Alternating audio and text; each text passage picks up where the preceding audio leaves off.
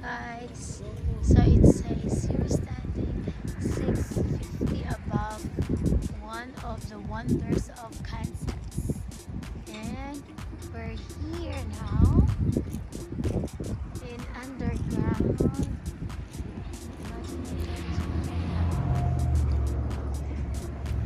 We're now in the underground code. Is this scary? Honey, is this scary? No. It's underground salt museum. Here we go, guys. I will. Layers of white. Now the thicker the white, that is a dry period that had a lot of salt deposit on the sea floor. As we start working our way up, you start seeing some darker layers. Now the darker layers, that's pepper. And then, no, that's not pepper. That would have been mud or silt or debris that would have been in the sea during the rainy period. Now another reason why that we harvest at this depth and we don't go any higher is as we start moving towards the surface, the thick white layers of salt get thinner.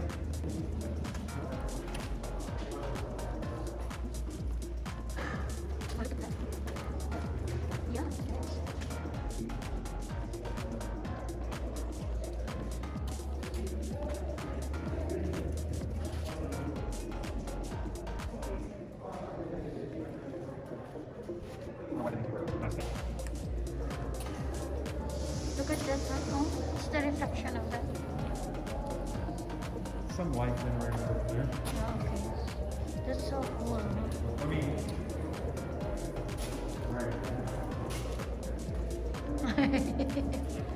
Water.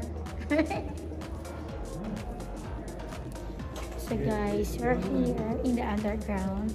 The 600 feet underground. It's all salt. This wall is a salt, right, hon? Yep.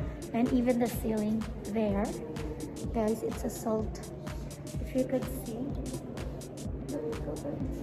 it's salt. Everything is salt.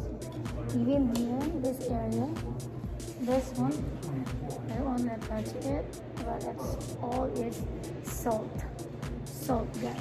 We're here in the 600 feet underground.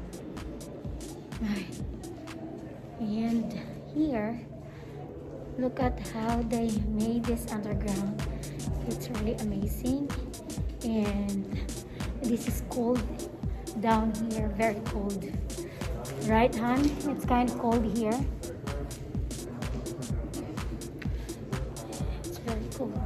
And I don't know that. I wish I bring my jacket. Because I don't know that it's cold here. Honey, do not touch.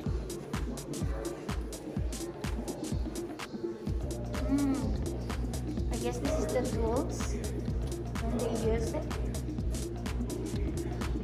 And what is that, hon?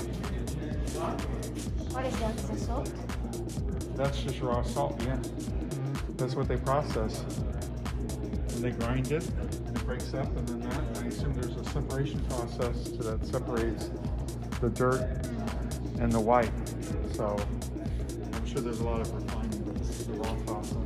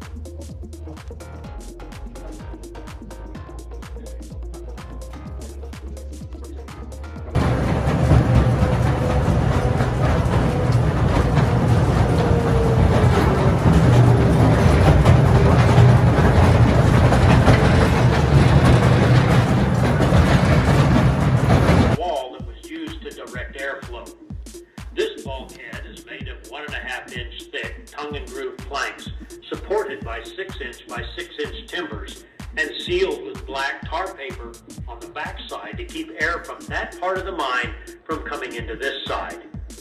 It was slowly being crushed by the roof, but as you can see, it finally came down. On the platform are a couple of two-thumb 1950s. The miners would use the same rails and ties over and over, since bringing more down the skip was both time-consuming and costly. Our train crew ripped up and hauled back abandoned rails and ties from the mine that were used for our train track. Almost 5,000 feet of rail for the track you're riding on. At the next curve, we'll pass by other original cars used with the rail system.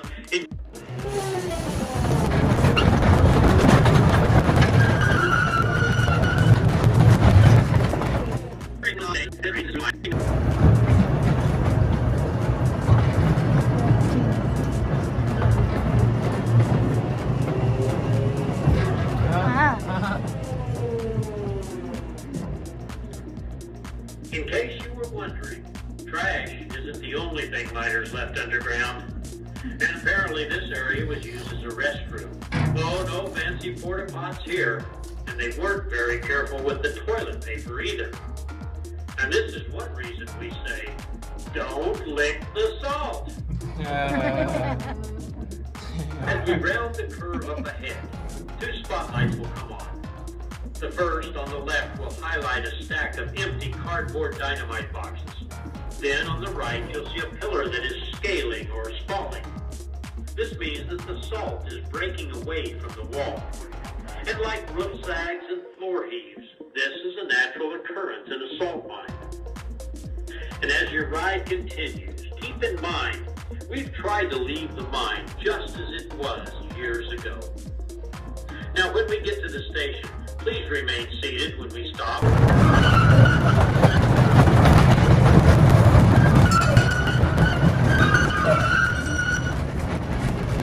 They converted it over to a conveyor belt system that they still use to this very day.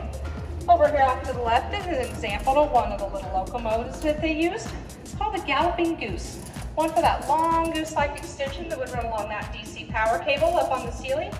And 2 for the fact that its springs were wound so tightly it would sometimes hop up and down on the tracks when it would come to a start and a stop. The next thing we have here are the ore cars. Now each one of these cars held approximately 4 tons of salt, and it would take 2 batteries, a flashlight, something along those lines. So we said air is really important down here. So air does not naturally occur underground. Some people don't realize that. We actually have to bring it down from topside. And once we do have large air circulating fans that move it around the museum and the mine. You can actually probably hear one running. You hear that? Kind of sounds like a herd of bumblebees coming to get us. That's one of the many air circulating fans we have down here. And over here off to the left is one of the oldest ways the miners would direct the airflow. This is what's called a gob wall. So what the miners would do would be to use those old dynamite boxes, and they'd stack them up about 9 or 10 high and 2 deep, so that way it could sustain the blasting in the area. Now, once an area is mined out in the mine, the miners won't ever go back there, never ever. And that's probably a good thing, because each one of those boxes is pretty gosh darn heavy. Salt in its loose form weighs somewhere between 70 to 80 pounds per cubic foot, and in its solid form about 120 to 130 pounds. So you folks might want to hold on to your hard hats, and you're going to take a look up here at the ceiling, and you're going to be able to see some of our pretty red salt. This is the area I asked that you please not touch. I'd appreciate it.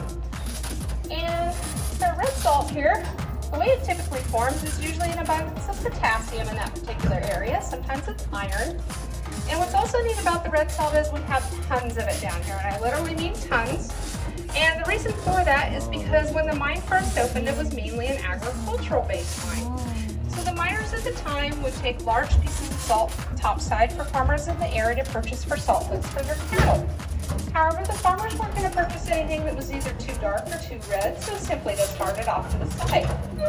Today, however, it doesn't matter the size, shape, color, it all heads topside. And the largest consumer of salt here in this particular mine is the city of Chicago for road salt.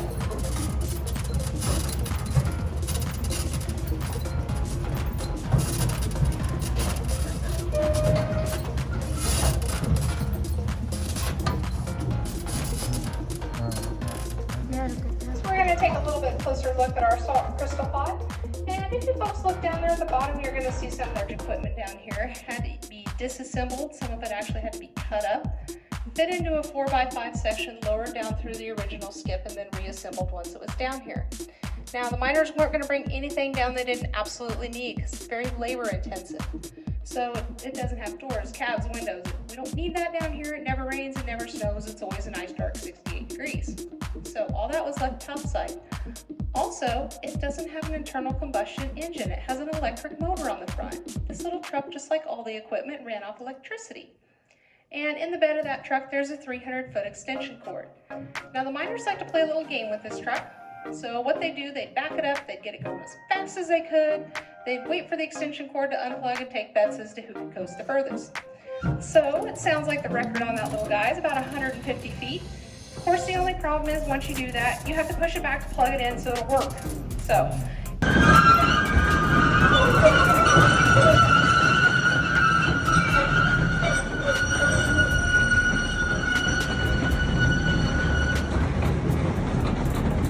So guys, we're done with our Strataca. Okay, underground. You know, it's very deep. It's 650 feet underground. I thought it's scary, but it's not. It's very cool inside, down there, under the ground. And it's kind of creepy because there's part that it's so dark that you cannot see anything. It's all the salt, and it's very nice there. So it's a good experience to us that we go to the 600 feet underground. So thank you guys for watching. Bye.